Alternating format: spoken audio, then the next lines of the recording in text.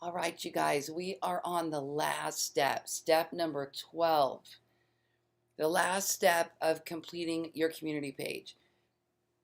I know this, or your showcase pages. I know this was a lot of steps, and I wanted to give you the most complete version. You may not even do all of these steps. You may not include a similar widget box or a home values offer. But I wanted to make sure that I gave you a start to finish plan for success and how really you can build out each one of those pages so completely. Okay. The final step now, let's recap. We titled our page. We added it to a category to show up in link boxes. We created a slug. Oh, we chose a parent page. We created a slug. We titled gave a title to where this will appear in link boxes. We added an intro. We added in real estate listings, an IDX widget. And in this particular case, we also added this similar properties widget. And remember, if you have sold data, you can also add sold properties in there, which I think is very valuable as well. We created our school pages, 1, 2, 3, and a 3-column content block. We added in our call to action, see all properties zoned for this school. We embedded a Google map of the location. We added a call to action for home values or selling a house. We added a custom category box to this page because the default wasn't really applicable. So we went ahead and added our own, created our own. We optimized our Yoast. We checked our Yoast to make sure our title was correct and fit, that our URL was short and clean and made sense, our slug, and that our meta description was clear.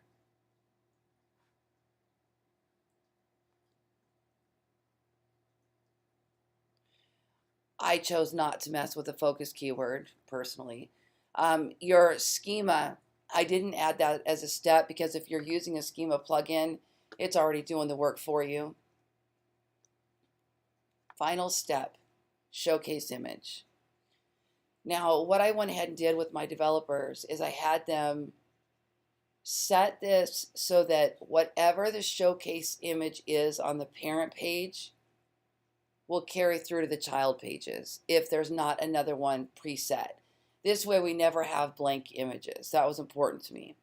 While I'd rather each page have a unique image, it's not always going to happen, especially when you're dealing with like homes for sale with a pool, and then you're going to build out those price ranges, under 100, under 200, under 300. You may not go in and make an image for each one of those. While again, I'd prefer it each to be unique.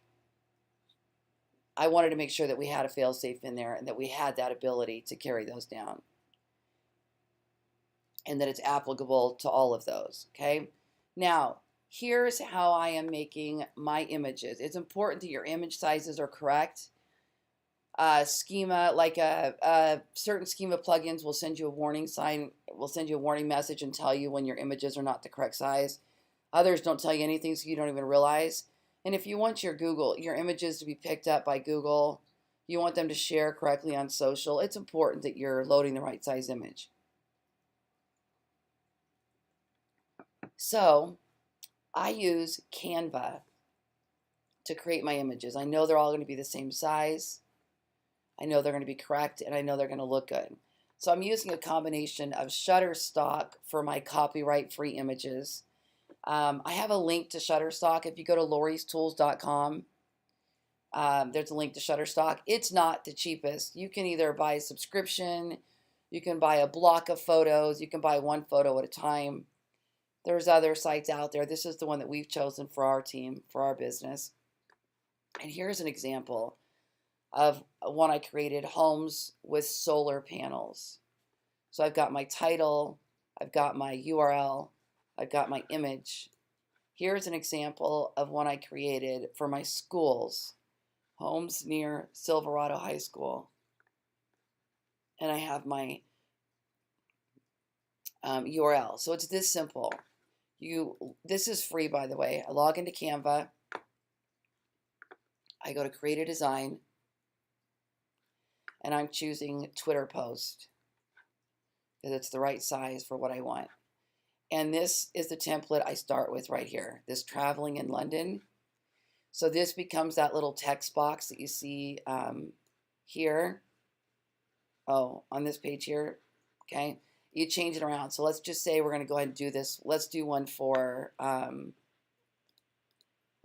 Camden Park. Okay. First thing I'm going to do is change this to Camden Park. And here, I'm going to go ahead and change this to my URL.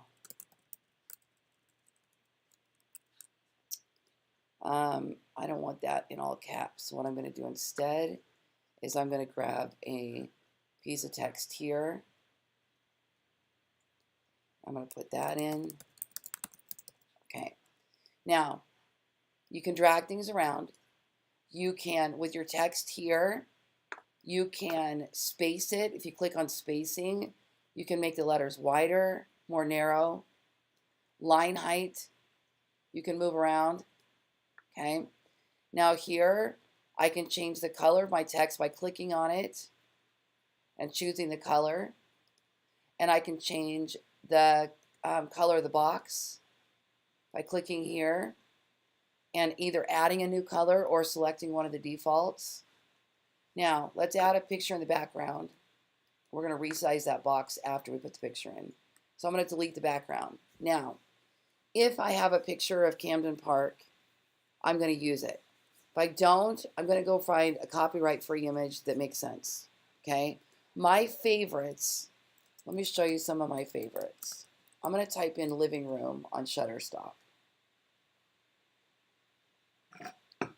These are my favorites. This one, let me show you. This one, all it is basically a living room or a hallway or whatever. It doesn't show the floor plan, so it's not deceiving, yet it's still going to look great on an image. Okay, so obviously if I have anything on that community itself, I will use that. But if not, I might go in and pull one of these, something like these: living room, lamps, you know, rooms that have a wall space that I can use. They're really cute. So let's use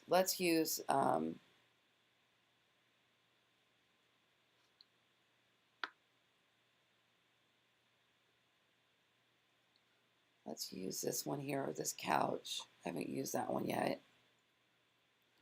So I'm going to choose medium, and I'm going to download. Excuse my voice, guys. Sorry.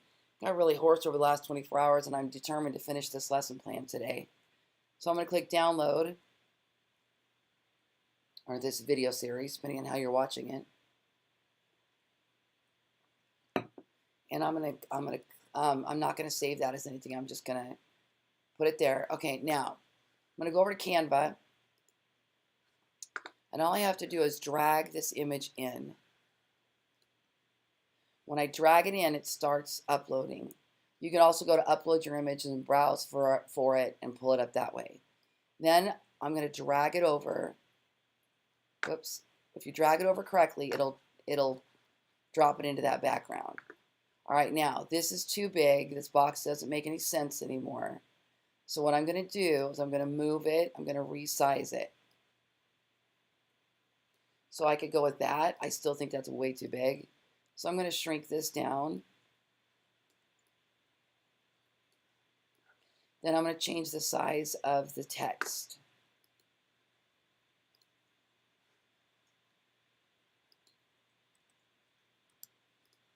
So I get it how I want it.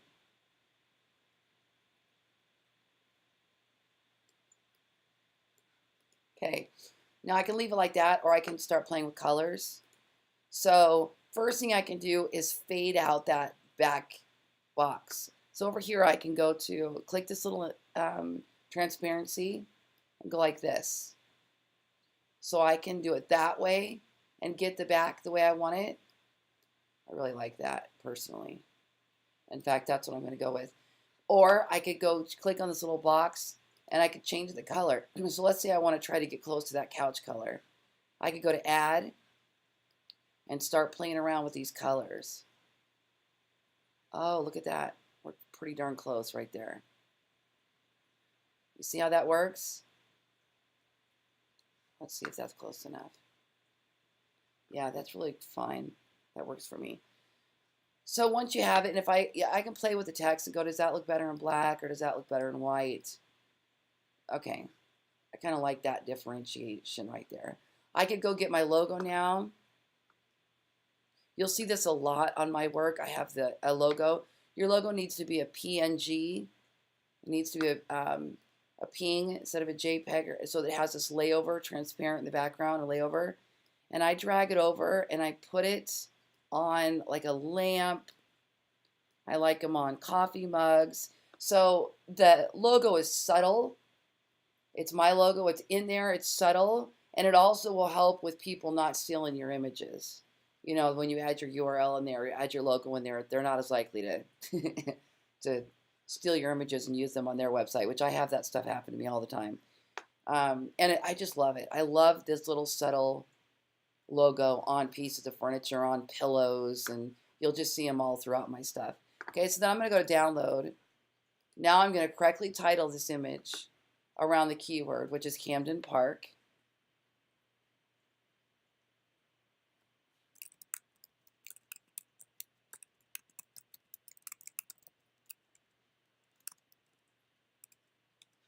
Okay, then I'm going to go back to my page. Oh no. Gosh, I hope I saved that. I just clicked close. Hold on, let me see if my home value offer is in here. Oh, good. We didn't lose anything. Okay, let me go to Edit Showcase. Okay, down here, bottom right, I'm going to choose Set Showcase Image.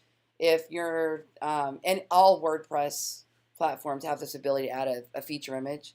So I'm going to click Set Showcase Image, Upload File, Select File, and Camden Park. Okay, in a moment, it's going to load the URL and it's going to load the title.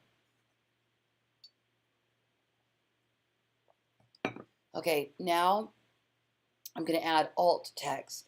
So alt text is for people using screen readers, like somebody blind who has their screen reader read out the description of what the picture is. So this alt text is incredibly important for that user experience.